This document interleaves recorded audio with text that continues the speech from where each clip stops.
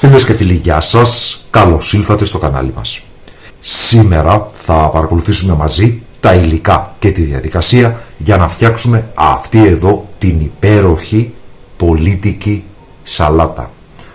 Μία σαλάτα που θα σας βγάλει ασπροπρόσωπους σε οποιοδήποτε τραπέζι, εορταστικό ή μη. Και καθώς επίσης είναι μία σαλάτα πλούσια σε προβιωτικά και βιταμίνες. Πάμε λοιπόν να παρακολουθήσουμε μαζί τα υλικά και τη διαδικασία για την εκτέλεση της συνταγής μας. Ξεκινάμε λοιπόν με ένα κομμάτι λαχανό, περίπου το 1/4, 1/3 με 1/4 από ένα μεσαίο λάχανο, το οποίο έχουμε καθαρίσει. Δεν έχω κόψει την κάτω πλευρά για να μην διαλυθούν τα φύλλα και θα το τρίψουμε εδώ που είναι και τα λαχανικά.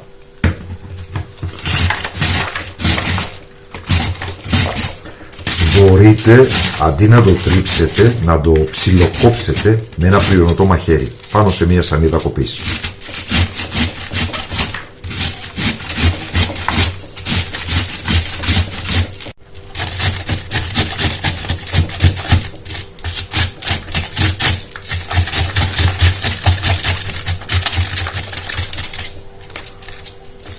Τώρα και κάποια πιο χοντρά κομμάτια δεν πειράζει. Μη φάτε τα χέρια σας πάνω στον τρίχτη. Λοιπόν, αυτό είναι το λαχανό μας, είναι έτοιμο και θα συνεχίσω με περίπου το 1/3 από ένα μοβ λαχανάκι, το οποίο δεν έχει να προσφέρει κάτι ουσιαστικό πλην το χρώμα.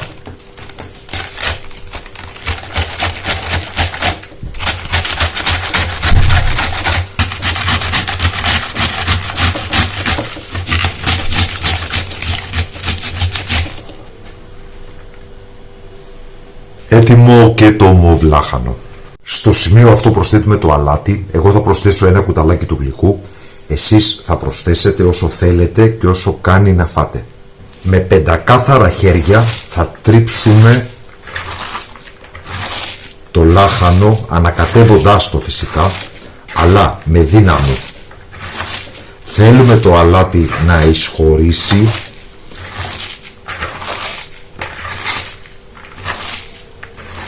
μέσα στο λάχανο και να εκμεταλλευτούμε το φαινόμενο της όσμωσης που θα κάνει ένα είδος ζύμωσης στο λάχανο.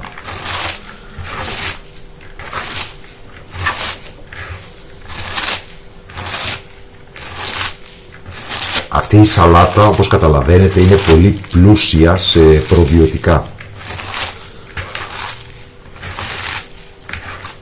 Βλέπετε, με τον τρόπο αυτό πέφτει και ο όγκος αρκετά.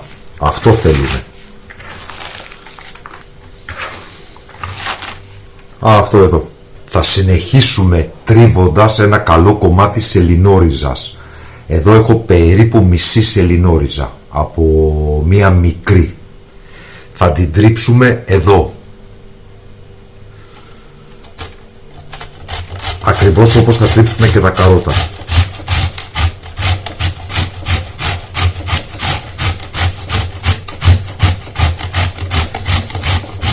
Η σελινόριζα πηγαίνει πάρα πολύ στην πολίτικη σαλάτα. Στο σημείο αυτό θα θέλαμε να σας ευχαριστήσουμε που υποστηρίζετε το κανάλι με την εγγραφή σας, πατώντας το καμπανάκι για να λαμβάνετε τις ειδοποιήσεις, πατώντας like, κοινοποιώντας το σύνδεσμο του βίντεο στα μέσα κοινωνικής δικτύωσης, πατώντας hype και βέβαια με τα σχόλια που μας γράφετε, με τις ερωτήσεις και τις εντυπώσεις σας, όπου ακόμα και μία απλή φατσούλα, ένα emoji όπως τα λέμε,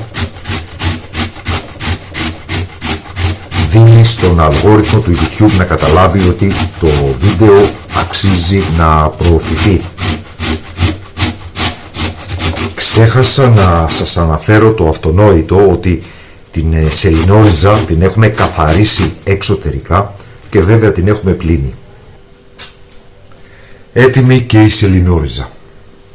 Και θα συνεχίσουμε στην ίδια πλευρά του τρίφτη με 4-5 μεγάλα καρότα.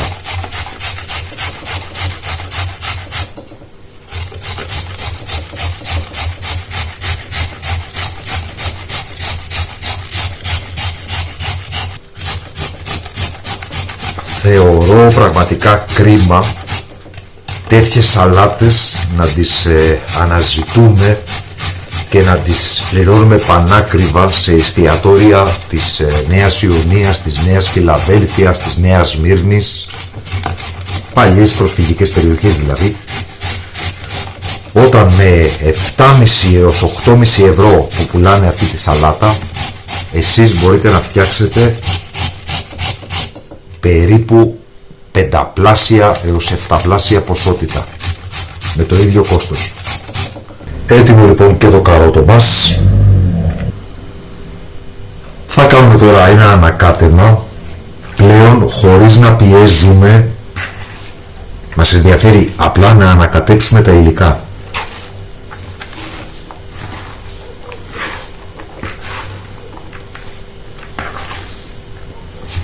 Νομίζω μέχρι εδώ είμαστε καλά. Το επόμενο βήμα είναι μια πιπεριά τύπου φλωρίνης, την οποία θα ανοίξουμε, θα αφαιρέσουμε τα σπόρια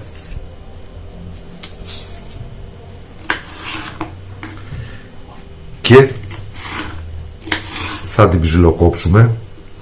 Αυτό εδώ το μαλακό μέρος, το εσωτερικό, το άσπρο, όσο μπορείτε αφαιρέστε το, η υφή του δεν είναι καθόλου ωραία μέσα στη σαλάτα. Κόβω λοιπόν σε μακρόστενα μπαστούνάκια και τώρα θα κόψουμε σε μικρά κομμάτια.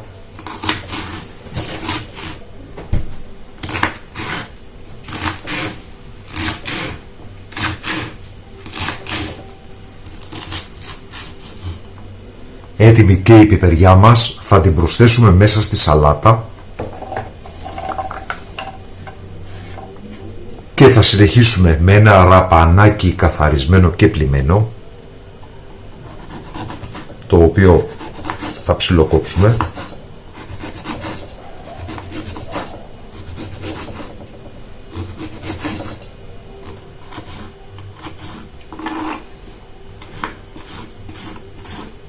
Θα προσθέσουμε και το ραπανάκι μέσα στη σαλάτα μας και για το τέλος λίγα φύλλα σέλινο, το φυλλώδες μέρος, δεν θέλουμε τα κοτσάνια, το οποίο έχουμε καθαρίσει και έχουμε πλύνει και θα ψιλοκόψουμε κατά το δυνατόν.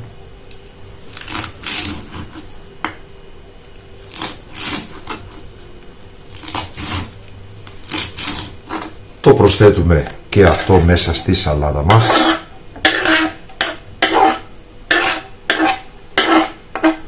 Και θα προσθέσουμε στον πολύ λεπτό τρίφτη 1/4 περίπου από το ξύσμα ενός μέτριου πορτοκαλιού.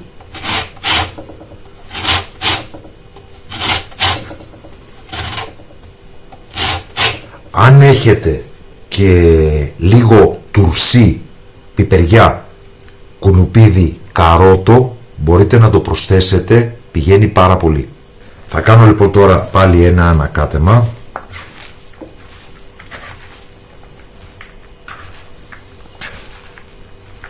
Για να ανακατευτεί και η πιπεριά μας, το ραπανάκι, το σέλινο. Θα προσθέσουμε μέσα στη σαλάτα μας 1-2 σκελίδες σκορδό, το οποίο θα το ψιλοκόψουμε.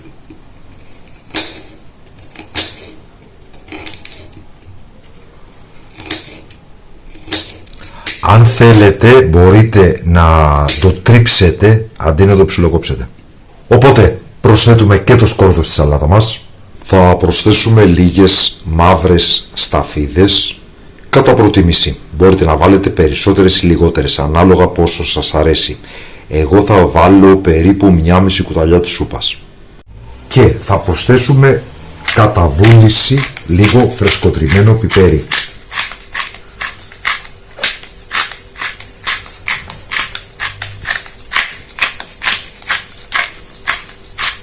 Αν έχετε πιπεριές φλωρίνης στο βαζάκι, κόφτε και μία-δύο πιπεριές φλωρίνης και προσθέστε τες. Αυτές που είναι μέσα στην άλμη, ξέρετε, μέσα στο λάδι ή σε άλμη. Πηγαίνουν και αυτές πάρα πολύ. Και πάμε τώρα να ετοιμάσουμε τη σως. Θα ξεκινήσουμε με λίγο μέλι, μία καλή κουταλιά της σούπας περίπου. Αυτό είναι θέμα γεύσης και προτίμησης. Μπορείτε να βάλετε περισσότερο ή λιγότερο μέλι. Εγώ βάζω μία γεμάτη κουταλιά της σούπας, το οποίο θα το βάλω για 15 δευτερόλεπτα στα μικροκύματα να έρθει σε ρευστή μορφή. Βλέπετε το μέλι έχει έρθει σε ρευστή μορφή. Εδώ λοιπόν θα προσθέσουμε ένα κουταλάκι μουστάρδα ή σκόνη μουστάρδας, όπως θα προσθέσω εγώ. Αν δεν έχετε σκόνη, κανένα πρόβλημα, θα βάλετε κανονική μουστάρδα. Ξύδι μπαλσάμικο, περίπου στα 60-70 ml, δηλαδή μισό κρασοπότηρο. Αν δεν έχετε μπαλσάμικο, θα βάλετε κανονικό ξύδι. Ούτως ή άλλως η τυπική Παρασκευή, η παραδοσιακή, είναι με κανονικό ξύδι. Λάδι, περίπου στα 60 ml. Θα ανακατέψουμε.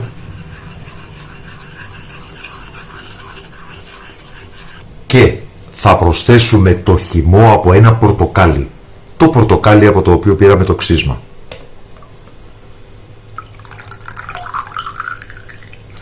Ανακατεύουμε. Και βέβαια εννοείται ότι θα δοκιμάσετε τη σαλάτα πριν τη σερβίρετε, για να δείτε αν πρέπει να διορθώσετε το ξύδι, το αλάτι ή το οτιδήποτε. Ό,τι χρειαστεί το προσθέτουμε. Δεν μπορούμε να αφαιρέσουμε, οπότε προσοχή, καλύτερα λιγότερο από ό,τι πιστεύουμε, και αν χρειαστεί θα προσθέσουμε, παρά περισσότερο ξύδι, περισσότερο αλάτι που στη συνέχεια δεν μπορούμε να το αφαιρέσουμε. Εδώ λοιπόν έχουμε τη σαλάτα μας.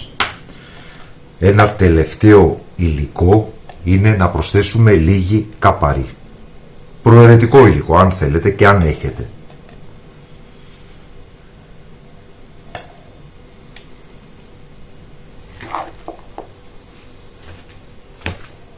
Όταν θα σερβίρετε τη σαλάτα, μπορείτε να προσθέσετε στην επιφάνεια καβουρδισμένο κουκουνάρι και λίγο ρόδι. Επίσης, στο εσωτερικό μπορείτε να βάλετε αποξηραμένα φρούτα, χουρμάδες, βερίκοκα, δαμάσκηνα, ό,τι αποξηραμένο φρούτο έχετε πηγαίνει πάρα πολύ. Θα προσθέσω λοιπόν τη σως που ετοιμάσαμε και θα ανακατέψω ώστε να πάει παντού η σως, να βραχεί όλη η σαλάτα από αυτή την πολύ νόστιμη σως που ετοιμάσαμε. Η σαλάτα αυτή διατηρείται σε γυάλινο σκεύος στο ψυγείο, σκεπασμένη με διάφανη μεμβράνη, μέχρι και μία εβδομάδα.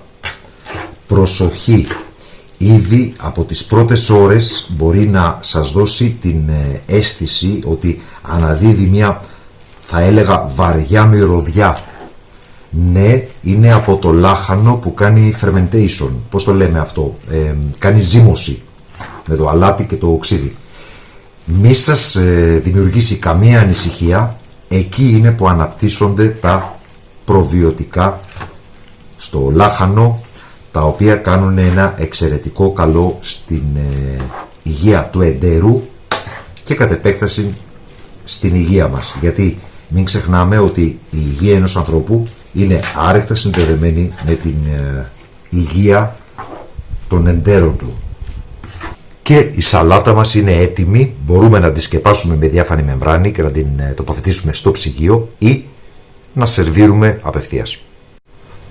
Οπότε πάμε να σερβίρουμε.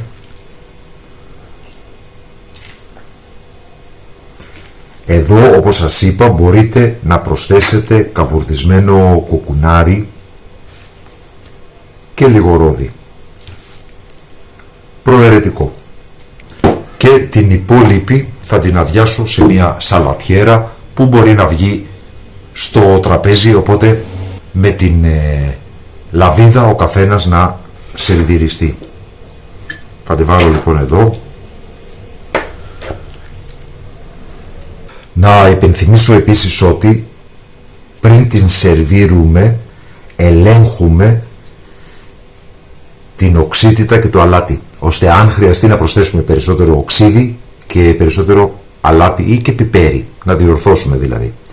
Αυτή είναι λοιπόν η σημερινή μας συνταγή, πολίτικη σαλάτα, μια πλούσια και υπερπλήρης υγιεινή σαλάτα που θα κάνει τη διαφορά στο τραπέζι μας κατά την περίοδο κυρίως του χειμώνα και γιατί όχι κατά την εορταστική περίοδο των Χριστουγέννων.